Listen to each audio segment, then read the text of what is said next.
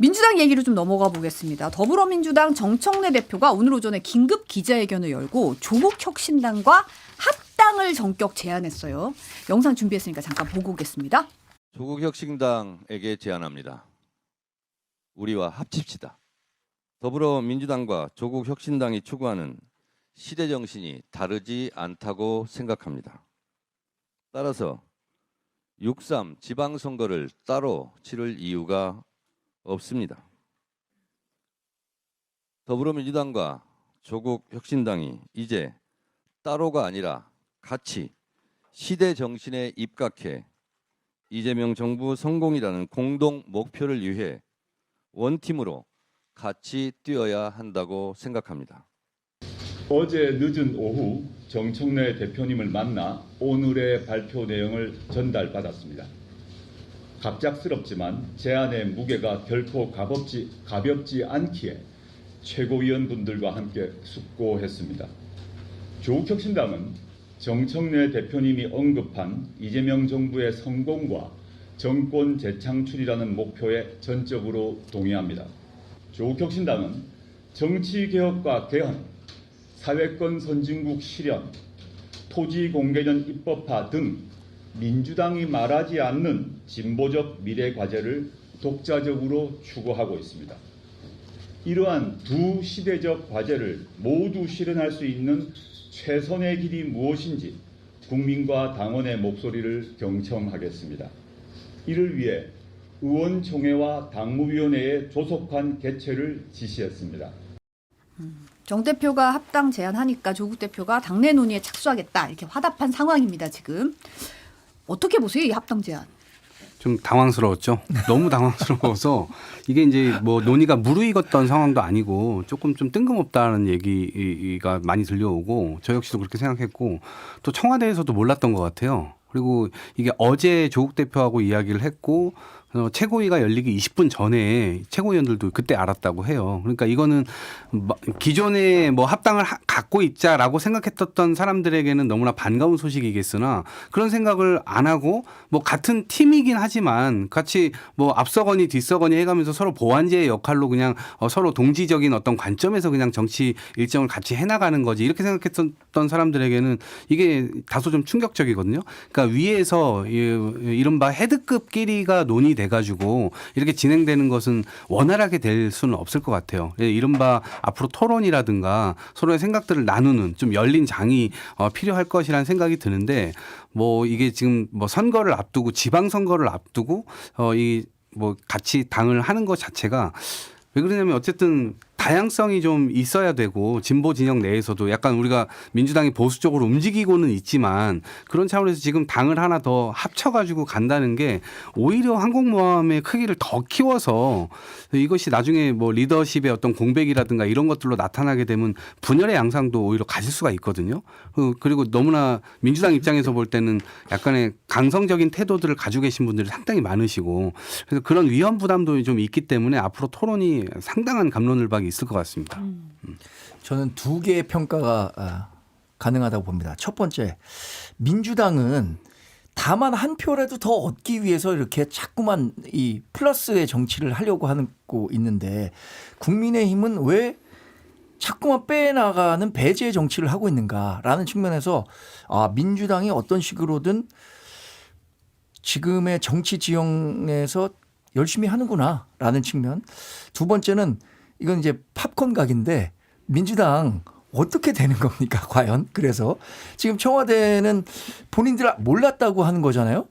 근데 상식적으로 이런 중요한 내용을 당대표가 그래도 이재명 대통령이 지금 민주당 대통령으로 취임한 지 7개월밖에 되지 않았는데 독자적으로 결론을 내렸다. 상식적으로 이해하기 어려웠거든요. 어쨌든 이게 잘 짜맞춰진 시나리오대로 청와대는 이제 당에서 알아서 할 일이다 이렇게 얘기하고 있는 건지 아니면 진짜 몰라서 하는 건지 이게 판단할 수 없지만 만약에 진짜 몰라서 이런 얘기를 했다면 민주당은 굉장히 시끄러울 것 같아요. 왜냐하면 조국혁신당은 12명의 의원들이 다 친문입니다. 친명 의원 한 명도 없어요. 그런데 이 12명의 의원이 다 민주당으로 들어오면 그때서부터 본격적인 정치가 권력 분화가 시작된 거고 정청래 당 대표로서는 이 사람들이 본인과 더 가깝다고 생각할 거예요. 그게 자기의 정치적인 이익에 부합한다라고 생각하니까 이 얘기 했을 겁니다. 당장 지방선거 끝난 다음에 당대표 선거 정청래 대표 안 나올 것 같아요? 나오죠, 당연히. 1인 1표제 만드는 것도 다 그런 셈법이 있는데 여기를 데리고 오는 게 자기가 당대표 유임하는데 도움이 될 거라고 생각할 건데 이렇게 되면 이제 이재명 대통령의 셈법이 아주 복잡해지겠죠.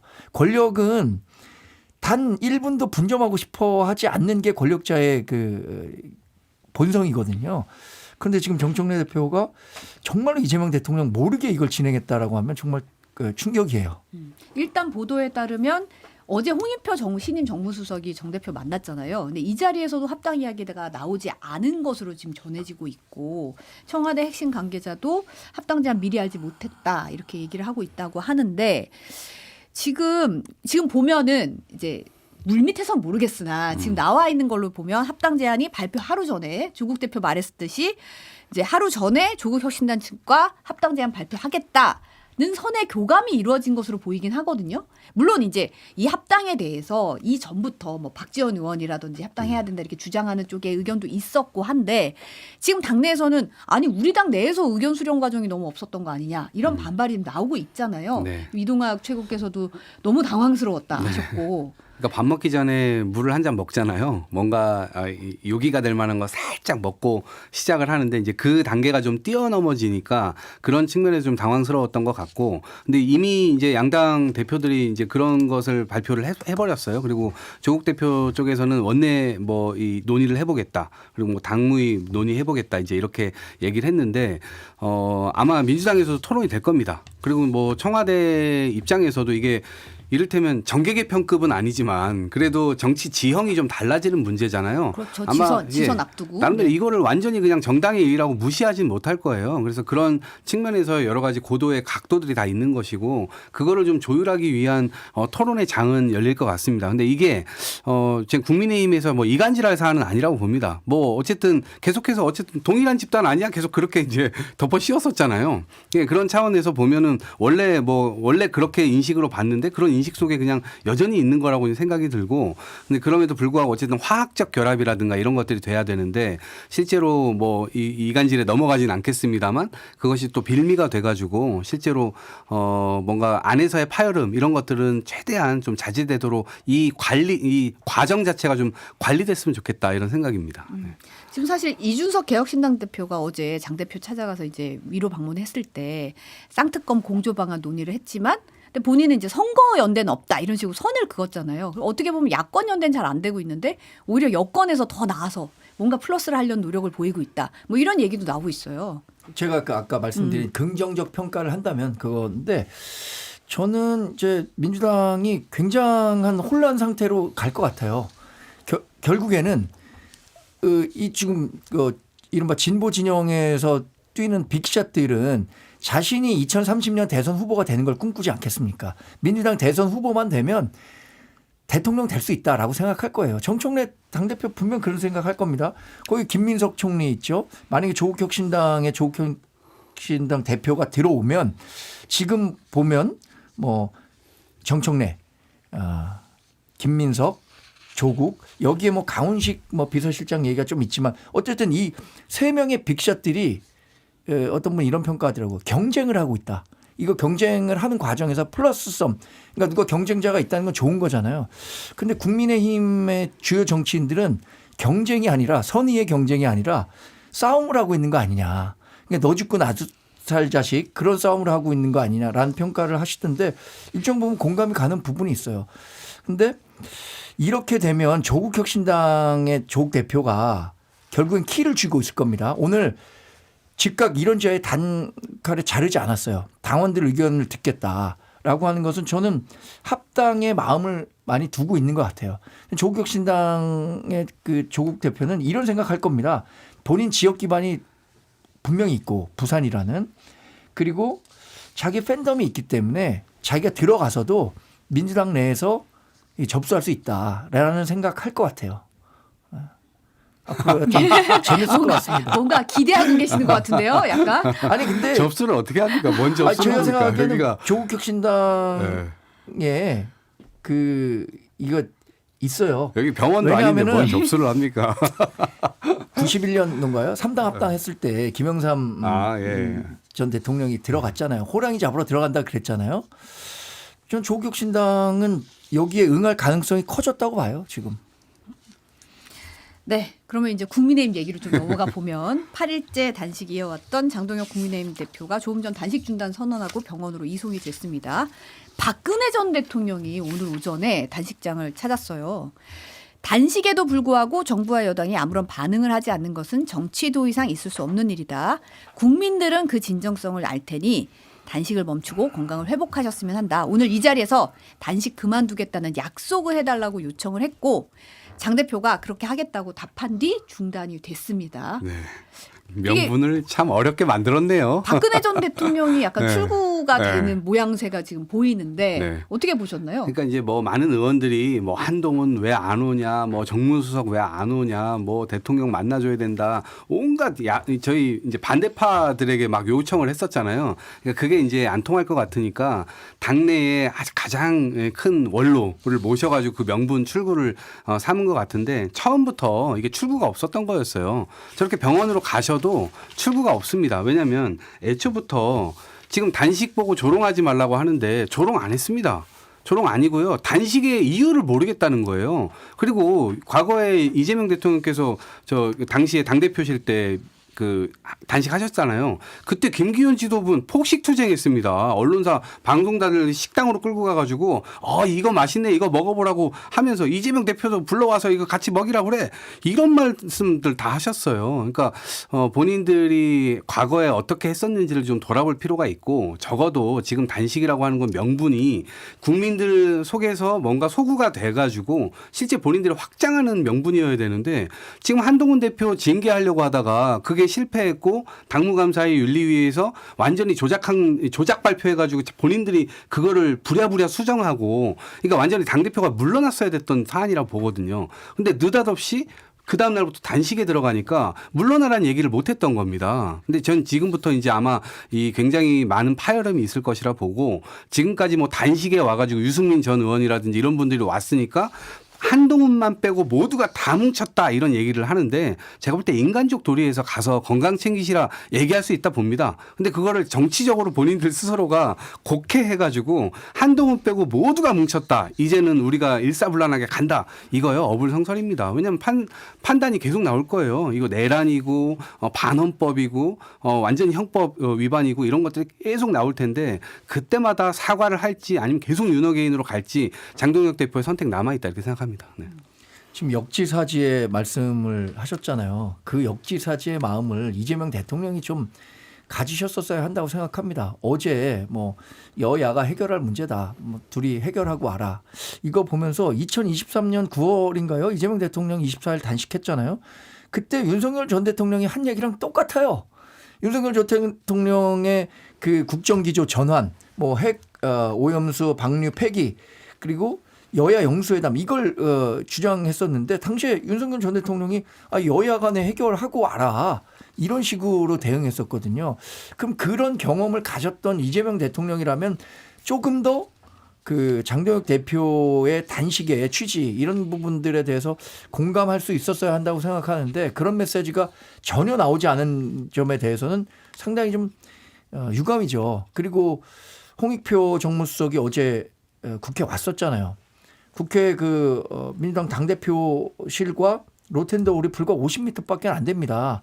그러면 그 정도 발걸음 안 했어야 됩니까? 저는 사실 홍익표 전 의원, 그러니까 정무수석의 인성이나 그동안의 정치 행보를 봤었을 때 본인의 마음은 로텐더홀에 가서 한번 인사라도 하고 가고 싶겠다, 해야겠다라는 생각을 했을 것 같은데, 지금 있는 정치적 포지션이 뭡니까? 정무수석인데 대통령 뜻을 거스르고 거기 가서 인사하고 갈 수는 없잖아요. 그래서 본인도 제가 갈 곳이 아니다라고 해서 뭐 일찍 자리를 뜨신 것 같은데, 이 출구 전략이라는 건 사실 굉장히 찾기가 어려웠는데 민주당이 만들어줬어야 되는데, 민주당이 그 출구 전략을 만들기 위한 노력을 하나도 하지 않았던 거죠. 저는 이 단식에 대해서 뭐 성과가 없었다? 성과는 어쨌든 야당 대표가 목숨 걸고 단식했고 이재명 대통령이 이렇게 이 야당이 요구하는 바에 대해서 이런지하에 거절하고 또 민주당도 전혀 협치의 의지가 없다는 거 이것을 국민들에게 알린 것만으로도 충분한 성과라고 생각합니다. 근데 사실은 이제 장동혁 대표의 단식에 대해서 대여 투쟁이라기보다는 당내의 반발을 무마시키기 위한 그런 당내용이다. 이런 분석도 많았잖아요. 그렇게 봤을 때 그 성과는 소기의 목적을 달성했다. 뭐 이런 식의 평가도 나오던데요. 그런 그 공격의 빌미를 준 게 잘못됐다고 생각해요. 그러니까 한동훈 전 대표에 대한 징계를 윤리위원회에서 내렸잖아요. 제명하겠다고. 그럼 그것과 관련해서 절차적인 이 내용에 문제가 있었다라는 점을 인정하고 윤리위원회에 다시 검토하라라는 정도의 메시지를 내고 한동훈 전 대표를 포용하는 식의 메시지가 있었다면 이번 단식하는 데 있어서 훨씬 더 여론을 환기시키는 데 도움이 됐었을 겁니다. 그런데 정작 단식은 특검을 관철시키기 위해서 단식하고 있는데 여당에서 야당에 대해서 얘기할 때 뭐라고 하냐면 그거 다 당내 정치용 아니냐. 그러니까 우리를 향한 거 아닌 거 다 알고 있다. 이렇게 폄훼하거든요. 그런 여론을 자꾸 만들어내고 그 일정 정도 호응을 얻어요. 그러면 장동혁 대표가 목숨 걸고 하는 단식의 순수성이 국민들에게 인식되기 어려운 거잖아요. 마지막에는 한동훈 전 대표가 그럼 격려 방문 오느냐 안 오느냐 이게 오히려 민주당이 특검 받느냐 안 받느냐보다 더 많은 관심이 쏠렸단 말이에요. 이건 좀 전략적 미스 판단이었다고 생각합니다. 저도. 지금 청와대에서 원래는 식사하러 오라고 했잖아요. 같이 식사하자. 그리고 대화를 안 하려고 했었던 것도 아니고 그거를 부정하고 오지 않았던 건 장동혁 대표 측이고 그리고 어제 이석연 국민통합위원장님이 직접 방문해가지고 뭐 거대한 쪽에서 양보해가지고 뭐 작은 쪽을 품어야 된다 이런 말씀하셨잖아요. 저는 국민통합위원장이 이재명 대통령께서 임명하셨고 할 수 있는 얘기를 하셨다고 봅니다. 그런데 이게 장동혁 대표 곱씹어 봐야 돼요. 이게 본인의 패부를 찌르는 말이에요. 본인이 당내에서 거대한 세력이잖아요. 근데 한동훈계를 계속해서 탄압하고 뭐 없애버리려고 하고 내쫓으려고 하잖아요. 그게 저희 민주당한테 본인들 스스로가 그냥 그렇게 이해를 해서 공격할 수 있을지 모르겠으나 거울을 다시 한번 보시라. 당내에서는 본인들이 다수파인데 윤어게인파가 다수파인데 지금 소수를 핍박하고 있지 않느냐 이제 이런 거고 또 하나는 장동혁 대표 자체가 대표 되기 전에 한동훈 개 시절에 이 단계 문제가 일어났을 때 본인이 언론에 뉴스에 이런 TV 프로그램 나와가지고 수없이 많은 당대표를 흔들기 위해서 하는 거다. 우리가 하나가 되려고 하는데 왜 그런 문제 제기를 하느냐라고 본인 스스로가 얘기를 했는데 이제는 자기의 그 말이 자기를 공격하고 있는데 자기가 과연 그 말에 대해서 어떤 말을 할 것인가 이것에 대해서 좀 돌아보셔야 돼요. 그래서 단식을 한 게 도대체 뭐 때문에 하셨는지 아직도 전 모르겠습니다만 실제 국민들의 어떤 이 지지를 얻지 못하는 그 명분 없는 행동이라고 한다면 앞으로도 국민들께서 이 부분에 대해서 지지를 주지 않으실 거고 적어도 윤어게인파 여기하고는 확실하게 어떤 선을 그으셔야 되는 것이 아닌가 싶습니다. 언제 국민의힘 의총에 와서 한번 강연 한번 하세요. 예. 불러만 주시죠. 이런 분들이 많아져야 됩니다. 아니 정말로 저는 정치 평론하고 하는 과정에서 보면 상대 진영에서 오히려 우리 진영에 대해서 평가할 때 더 객관적으로 하는 경우가 많이 있어요. 지금의 일이 딱 들어맞는 경우라고 봅니다. 우리 당이 자꾸만 뺄셈의 정치를 하고 있는 거잖아요. 아까 민주당은 제가 얘기했잖아요. 경쟁을 통해서 이 플러스셈 경쟁을 하려고 나보다라는 평가를 저도 지금 내리려고 하잖아요. 근데 우리는 왜 자꾸만 너 죽고 나 살자는 식의 이 뺄셈의 정치를 하고 있느냐 이 부분에 대해서 돌아봐야 된다고 생각하고 지금 당내에서 권력을 갖고 있는 사람은 당권파입니다. 그렇잖아요. 근데 그 당권파라는 게 지난 8월에 있었던 그 전당대회에서 과반 득표가 없었기 때문에 결선 투표를 했고 결선 투표에서 2,334표 차이로 졌어요. 김문수 후보가. 김문수 후보는 무슨 얘기했었냐면 한동훈도 껴안고 다 하나가 되자라고 했었던 그런 그 사람들도 49.8%가 있었던 거잖아요. 근데 50.2%를 얻었다는 이유로 49.8%를 그냥 무조건 몰아세우고 내치려는 이런 정치해 갖고 과연 가뜩이나 쪼그라든 보수를 강하게 만들 수 있을까? 이 부분에 대해서 고민해야 되는 거죠. 근데 지금 사실은 볼프강님이 이 시점에 박근혜 전 대통령이 출구가 되는 게 맞냐라는 지적을 해주셨는데 사실 돌이켜보면 이 단식의 이유가 통일교 공천헌금 특검 촉구잖아요. 근데 신천지는 처음에는 빼자 그랬다가 지금 따로 하자는 얘기가 나왔어요. 근데 박근혜 전 대통령이 당대표 시절에 이제 한나라당에서 새누리당으로 당명을 바꾼 거를 놓고 홍준표 전 대구시장이 SNS에 새누리는 신천지를 우순 우리말로 바꾼 말이다. 당명 자체가 유사 종교 집단 같은 느낌을 받았다. 신천지가 그 당에 침투한 뿌리는 오래됐다고 SBS에 또 그 SNS에 또 주장을 하는 글을 올리기도 했거든요. 최근에.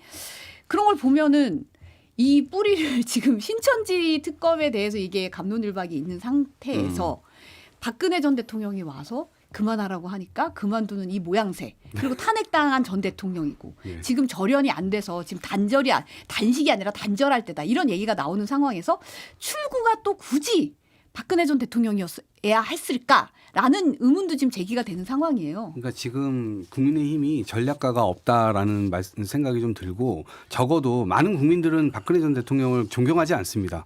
이분이 뭐 국정농단을 그대로 그냥 방치했을 뿐만 아니라 도대체 제대로 국정을 했는가? 그냥 구중궁궐 안에서 드라마 보고 이랬었던 내용들이 다 알려졌어요. 그러니까 뭐 평가할 부분이 있겠습니다만 그 반대로 지금 탄핵당해서 사실상 유배 상태에 있는 분을 굳이 모셔와야겠다고 생각한 당사자가 누구였을까? 어떤 전략가가 이런 것들을 선택했을까? 이게 대단히 의아스럽고 또 그걸 빌미로 해서 당대표가 단식 본인이 뭐 여기서 죽겠다라고 해놓고 그걸 그대로 그만두고 그냥 이 병원으로 갔다? 이게 다 앞뒤가 좀 이상해요. 그리고 그 신천지 문제건과 관련돼서 장동혁 대표가 주장했던 건 민주당의 통일교 특검이었어요. 그런데 나중에 나온 것은 민주당이 주장했던 안을 받아들이는 모양새였거든요. 보통은 본인이 단식하고 본인 거를 관철시켜야 되는데 본인이 단식하고 민주당 걸 받아들였단 말이에요. 이상한 단식이에요. 그래서 지금 도대체 왜 단식했는가 그것도 아직 잘 모르겠습니다. 네. 근데 홍준표 전 대구시장이 얘기하는 새누리당 그 이름이 신천지와 연관됐다는 거는 그거 허위라는 거 다 얘기됐었던 거 아닙니까? 2012년에 그 침대는 과학입니다라는 유명한 카피라이터가 있어요. 조동원 홍보전략본부장이 국민 공모를 통해서 새누리당이라는 이름을 확정 지은 거고 새누리당이라는 이름에는 죄가 없는 겁니다. 사실 신천지와 새누리당 뭐 그거를 한자로 변환하면 신천지가 된다고 하는데 새누리당이라는 이름에는 죄가 없죠. 만약에 죄가 있었다면 2012년 총선에서 어떻게 승리하고 2012년 대선에서 어떻게 정권을 창출했겠어요. 그 안에서 새누리당 그 신천지 사람들이 들어와서 어떤 활동을 했는지 그게 문제가 되는 거지. 이름은 전 죄가 없다고 생각해요. 그거 바꾸는 과정에. 지금 국민의힘의 당명을 바꾸는 것도 마찬가지입니다. 국민의힘을 운영하는 과정에서 발생한 문제지 국민의힘이라는 이름 자체가 나쁜 건 아니잖아요. 홍준표 전 대구시장이 하는 얘기는 그 개인적 사감이 많이 반영된 얘기라고 보고요. 근데 사실 신천지 전직 간부가 이만희 교주가 새누리당 당면 4가지였다라고 설교에 얘기했다는 그런 증언도 있어서 요 설이 파다한 상황이라서 또 요 얘기가 또 신천지와의 오랜 인연에 대한 지금 검경 합수본 수사 결과가 나오면서 지금 5만 명이 뭐 추가됐다 뭐 이런 계속 얘기가 나오고 있잖아요. 이 부분에 대한 얘기 과정에서 또 나온 얘기인 것 같아요. 어쨌든 저는 뭐 이 관련해서는 살펴볼 필요 있다고 생각합니다. 맨 처음에 통일교 특검 국민의힘이 얘기했을 때 갑자기 민주당이 그 신천지 특검을 얘기했단 말이에요. 그것은 전혀 어떤 그 의혹을 제기할 만한 얘기가 없는 상황에서 시작된 건데 지금 합수본에서 이런 정도의 정황, 뭐 증언들을 확보했다면 저는 정치와 종교의 분리 그리고 특정 종교가 당 의사결정에 영향을 집단적으로 미치려고 했었던 부분 이건 정리하고 넘어가야 한다고 생각하거든요. 그래서 지금 국민의힘이 무조건 뭐 통일교와 신천지를 그 한 특검을 같이는 안 한다. 그렇게 돼서는 안 될 것 같아요. 뭐 사실 민주당이 맘만 먹으면 어떤 특검이든 다 통과시킬 수 있거든요. 그러면 협상력이라는 걸 발휘해서 주고 건 주고 받을 건 받는 그런 전향적인 자세가 중요하다고 생각합니다. 신천지 교주였던 이만희 씨를 내부에서 경호했었던 분이 그런 말을 했어요. 자신들이 풀리지 않는 문제가 있다면 국민의힘의 모 의원에게 전화를 하면 민원이 다 풀렸다는 겁니다. 그러니까 실제로 일반 뭐 정치가 민원을 받고 그걸 해결해주고 뭐 그럴 수야 있겠죠. 그런데 이것이 신도들이 여기에 가입하고 그다음에 또 돈을 갖다 주고 거기서 부정부패로 연결되어져 가지고 실제로 그 민원을 내가 대승적으로 그런 권한을 갖고 있으니까 해줄게 이게 아니라 내가 이걸 안 해줬을 때 얘네가 뭘 폭로하면 어떡하지 이런 걱정 속에서 공익을 사익으로 치환해주고 이런 활동들을 국민의힘 의원들이 했다면 이건 굉장히 큰 문제고 제가 지금 민주당 물타기 하려는 게 아니고 민주당에서도 그런 의원들이 있다면 전 다 처벌받아야 된다고 생각합니다. 그런 차원에서 내란 정당이라고 하는 오명 이거를 국민의힘 스스로가 사실은 결자 해지할 필요가 있고 지금 신천지, 뭐 통일교 대부분 다 지금 국민의힘과 연결되어 있는 부분들이 상당히 많은데 이 정교 분리라고 하는 반헌법적인 활동 이런 것들에 대한 오명도 스스로 결자 해지해야 됩니다. 이것이 그냥 파도가 밀려오니까 우리가 그 파도에 맞설 수 있다 이렇게 생각해서는 제가 볼 때 다 쓰려고 할 것 같고요. 실제로 스스로들이 이걸 전략적으로 판단을 해야 됩니다. 어디까지 우리가 이거를 드러내 보이고 국민들 앞에 용서를 구할지 이거를 진정성 있게 지금부터라도 좀 나서야 된다 이렇게 생각합니다. 네.